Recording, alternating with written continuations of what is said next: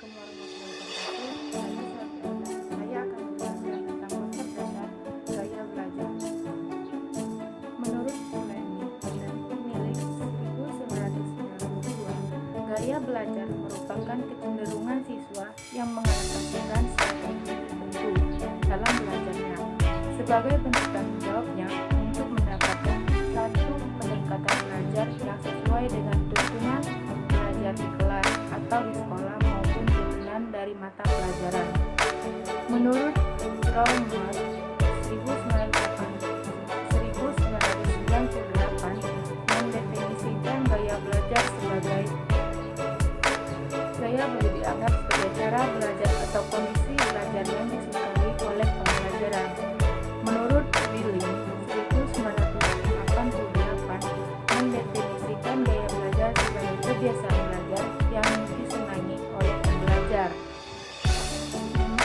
Menurut Kate 1979 memandang gaya belajar sebagai cara seseorang dalam menerima, berinteraksi, dan memandang lingkungannya.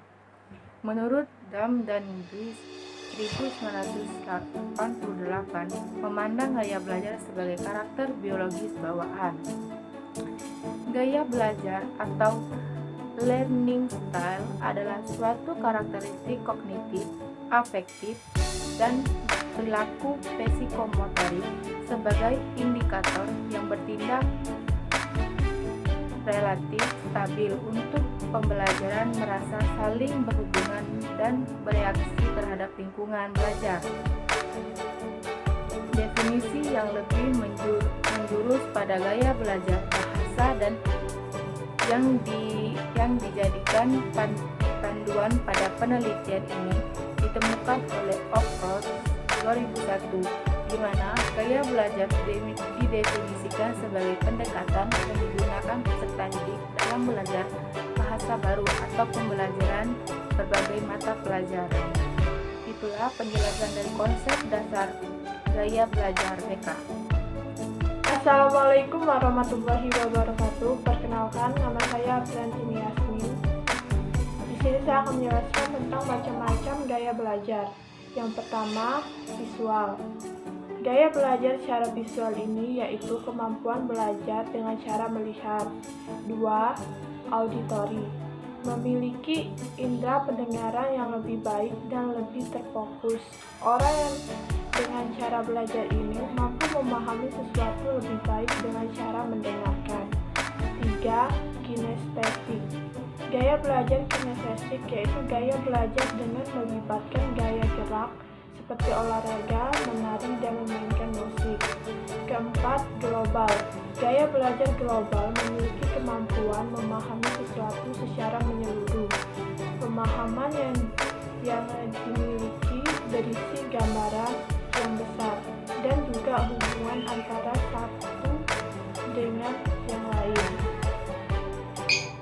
Kelima, analitik. Gaya belajar ini memiliki kemampuan dalam memandang sesuatu cenderung ditelah terlebih dahulu secara terperinci, spesifik, dan teratur. Terima kasih. Assalamualaikum warahmatullahi wabarakatuh. Saya Selviarta. Saya akan menjelaskan tentang memfasilitasi siswa sesuai dengan gaya belajar. Memfasilitasi siswa sesuai dengan gaya belajar itu ada 3, yaitu gaya belajar menggunakan penglihatan, gaya belajar menggunakan pendengaran, dan gaya belajar menggunakan gerakan. Itulah yang saya sampaikan dari materi memfasilitasi siswa sesuai dengan gaya belajarnya.